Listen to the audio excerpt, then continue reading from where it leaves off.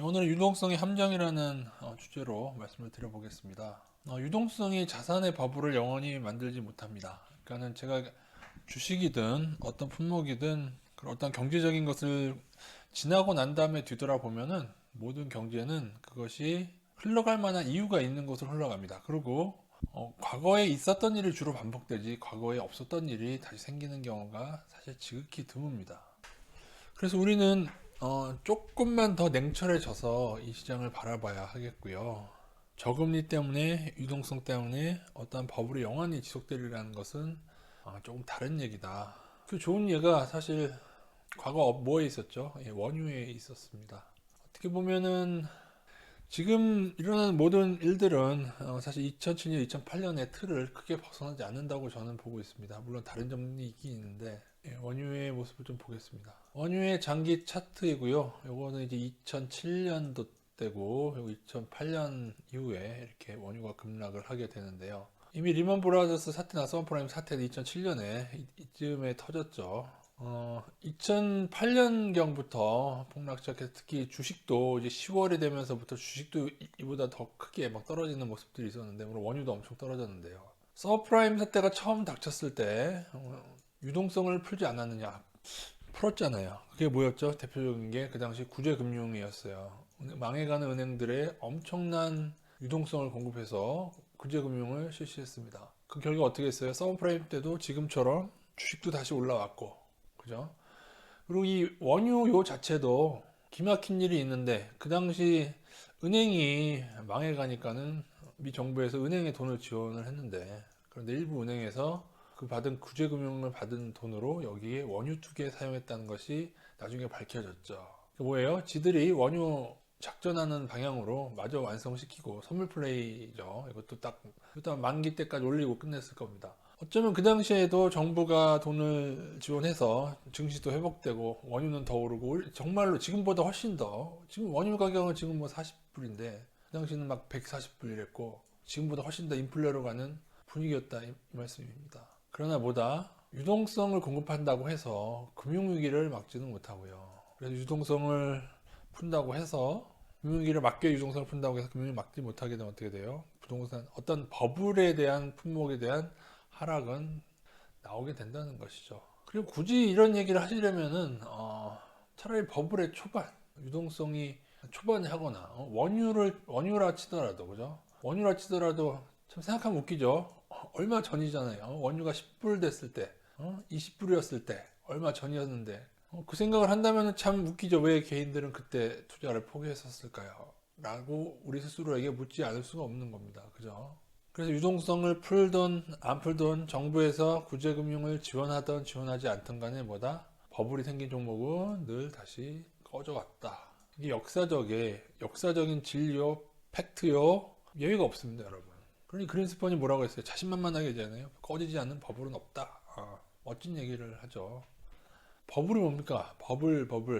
공기방울이죠. 공기방울이 커지는 거 여러분 생각해 보세요. 공기방울은 한없이 커집니다. 근데 뭐예요? 커지는 동안에는 몰라요. 그러나 어느 임계점이 돼서 빡 터지고 나면은 그 후에 사라지는 겁니다. 이게 버블입니다, 여러분. 제가 볼 때 현 시점에서 유동성을 논하면서 다시 부동산 시장으로 들어가고 다시 주식 시장으로 그것도 특히 나스닥이나 다우나스닥 차라리 우리나라 주식 시장은 그나마 나스닥보다는 양호하다고 생각합니다. 지금 우리나라 현 레벨에서는 미국 주식은 아닌 거죠. 왜냐? 미국 주식은 나스닥은 이렇게 올라갔기 때문에 나중에 더 오른다고 해도 이 구간이 기다리고 있을 거기 때문입니다. 물론 느 때인지는 잘 모르겠습니다. 나스닥이 여기까지 와 있는지 여기인지 그거는 저는 알지 못하는데 월가의 마음이겠죠. 그리고 무엇이다 어느 품목이든지 버블의 끝에서 개인들이 진짜 개떼처럼 달려들면 끝나는데 개인들 요즘 주식이 너무 개떼처럼 달려들고 있어요. 금융위기는 어떻게 온다? 반드시 온다. 왜요? 모든 것이 빚이 관한 문제인데 빚이 해결이 안 됩니다. 빚이 해결이 안 돼요. 미국도 가만 보세요. 빚을 늘리면서 뭐 지원 다 빚이에요. 그게 유동성의 함정. 그것이 다 빚이기 때문에 유동성의 함정이고. 저는 감히 이렇게 말씀드리겠습니다. 여러분 짜장면의 본질의 가격에 주목을 하십시오. 짜장면의 본질의 가격. 이 말씀이 뭐냐면은 유동성이 풀려서 아파트가 더 오르겠지. 나스닥 지금 버블 있는 품목 얘기하는 거면 나스닥이 더 오르겠지. 아니면 중국 부동산이 더 오르겠지. 그렇게 생각하지 마시고 나스닥에 버블이 있냐 아니냐 이 짜장면의 가격에 지금 사실 이거 5,000원 받아야 마땅한 게 지금 5만 원짜리가 아닌가. 그러면은 지금 짜장면이 5만 원에 팔리고 있다면은 짬뽕이 3,000원에 팔리고 있다면은 짜장면을 택하지 말고 짬뽕을 택하라 이겁니다. 투자하지 말라는 뜻은 아니에요. 이렇게나 부풀려지고 오르고 버블이 있고 노벨상 수상자가 제시한 지표상 케이프 지수상도 확연한 버블인 나스닥 시장에 들어가서는 유동성이 나를 구원해 주겠지. 뭐 아파트 가격도 이렇게 비슷하지 않겠습니까? 아파트가 날 구원해 주겠지. 그러면서 거기에 속지 마시라는 의미입니다. 이런 얘기하면은 뭐 결국에는 또 오르지 않겠냐, 옛날에 짜장면 가격처럼 물가처럼 또 오르지 않겠냐. 물론 그럴 수 있죠. 2007년 상해 종합지수를 투자한 사람들도 그런 심정이었을 겁니다. 그러나 너무 큰 긴 버블은 상해지수는 언젠가는 여기를 넘겠죠. 13년이 흘렀음에도 아직 고점을 가지 못하고 있죠. 나스닥도 언젠가는 오르겠죠. 뭐 20년, 30년 후에는 오르겠죠. 그러나 그 고점을 언제 회복할지는 모릅니다. 그것이 얼마의 고통의 기간을 거칠지 모릅니다. 이것이 바로 버블 있는 품목에 대한 결과이고 다 이렇습니다, 여러분. 그래서 무엇이 있느냐? 인플레이션만 있는 게 아닙니다, 여러분. 사실은 저는 스태그플레이션 가능성이 크다고 보는데 왜 스태그플레이션이 오냐? 스태그플레이션을 가장 설명하기 쉬운 게 이겁니다.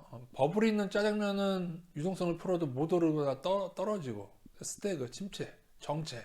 그렇게 되면 싼 짬뽕 가격, 아까 말한 3,000원짜리 짬뽕 가격이 오르게 되는 것이다. 그렇다면은 여기서 이렇게나 많이 오는 아파트나 나스닥을 건드리는 것보다 현금이 정말 그렇게 죽어도 싫다면은 아파트나 이런 버블의 품목, 뭐 비트코인도 이런 모습을 가지고 있죠. 일부 제약도 이런 모습을 가지고 있죠. 다는 아니지만 이런 품목을 건들 게 아니라 그러고 보니 차라리 원유가 싸네요. 그죠? 원유가 인플레가 올 거라면 왜 투자를 여기서 포기하셨습니까, 여러분?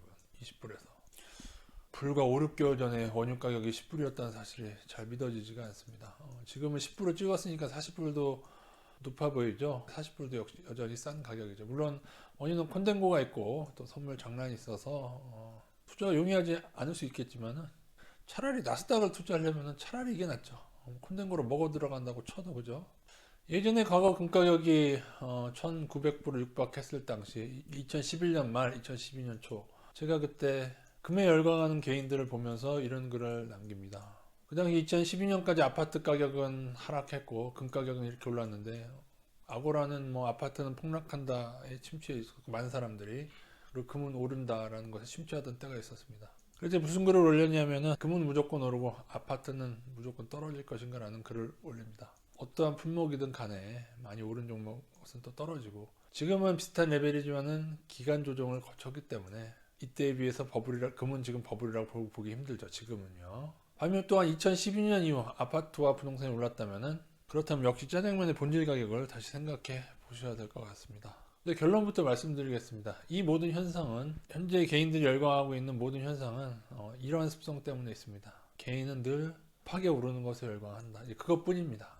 이도 저도 아니고 단지 급하게 오르는 것에 열광을 하고 개인들이 개떼처럼 달려들면은 그 품목은 별로 좋은 결과를 내지 못했습니다. 그리고 한 번도 여기서부터 여기서 오를 때 개인들이 여기서 열광하는 경우를 못 봤어요. 늘 여기서 열광해서 조금 먹은 사람 일부 있고 일부 그리고 나중에 여기서 왕창 물린 사람 다수 이상입니다.